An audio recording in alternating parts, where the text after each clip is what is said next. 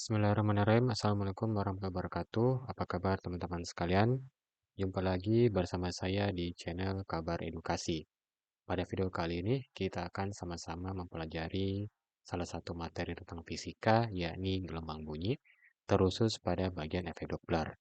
Sebelum kita masuk ke pembahasannya, bagi teman-teman yang baru bergabung, silakan untuk klik subscribe terlebih dahulu. Terima kasih. Baik, jadi kita akan mengawali pembahasan. Yang pertama itu adalah bagaimana kita mendefinisikan efek Doppler. Jadi efek Doppler itu merupakan suatu peristiwa perbedaan frekuensi sumber bunyi yang didengar oleh pengamat yang berbeda. Misalkan kita memiliki satu buah ambulans yang memiliki sumber bunyi sebesar 900 Hz. Lalu terdapat dua buah pengamat, yakni ada Ani dan juga ada Citra. Ternyata terdapat perbedaan frekuensi yang didengar oleh masing-masing pengamat, yakni Ani itu mendengar frekuensi sebesar 958 Hz, sedangkan Citra mendengar frekuensi sebesar 848,5 Hz. Nah, adapun perbedaan frekuensi yang didengar oleh kedua pengamat ini itu merupakan efek Doppler. Selanjutnya, persamaan efek Doppler itu secara singkat dapat dituliskan dalam bentuk persamaan Vp sama dengan V plus minus Vp dibagi V plus minus Vs dikalikan dengan Fs.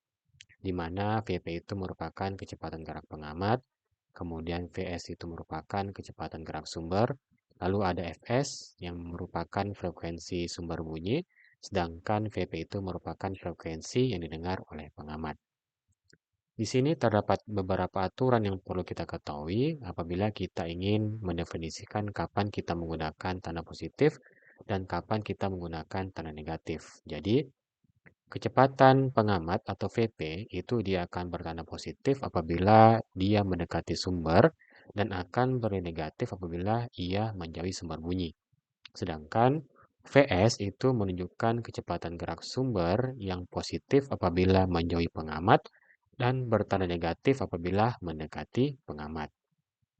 Lebih lanjut, terdapat beberapa cara ya untuk menentukan kapan kita memakai tanda positif dan tanda negatif. Salah satunya adalah metode titik. Nah, ini misalkan kita memiliki dua buah titik.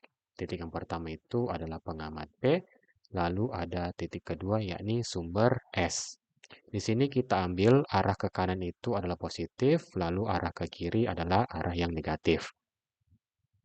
Untuk kasus pertama, misalkan pengamat mendekati sumber. Berarti pengamat itu dia bergerak ke arah kanan. Oleh karenanya dia bertanda positif. Apabila sumber mendekati pengamat, maka sumber itu bergerak ke arah kiri, berarti dia memiliki tanda yang negatif.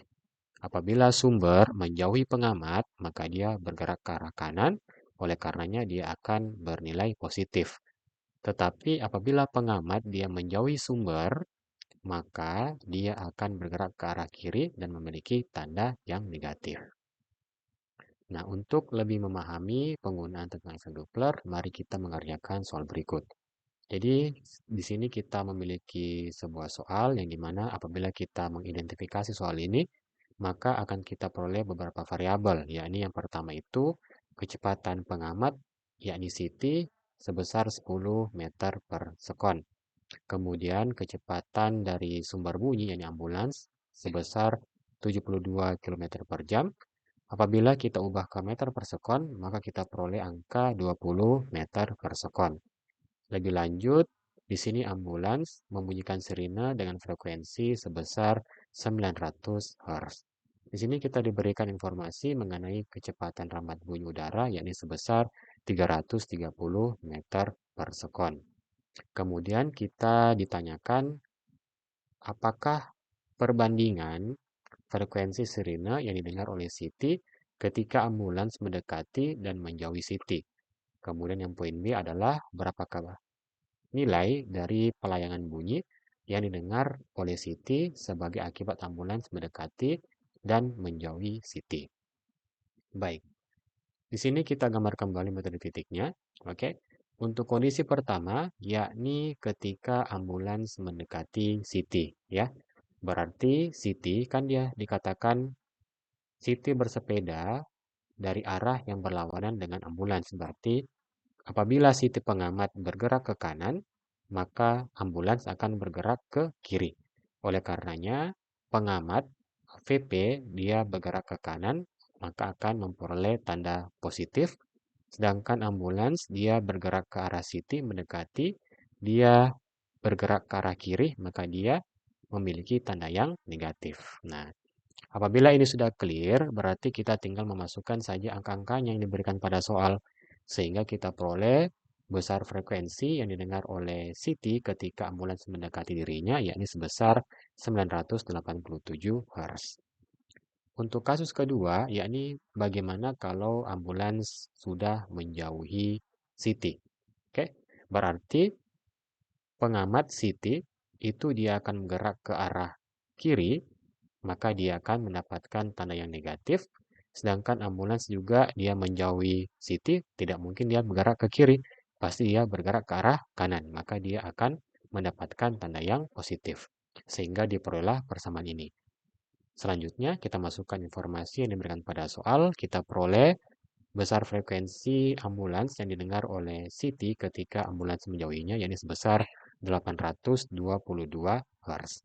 Nah, sampai di sini maka kita bisa mencari perbandingannya, yakni perbandingan frekuensi ketika mendekat dan menjauh, yakni sebesar 1,2, dan besar pelayangannya cukup kita kurangkan frekuensi yang didengar pada saat mendekati dikurang dengan frekuensi yang didengar pada saat ambulans menjauhi Siti, yakni sebesar 165 Hz. Oke, mudah kan?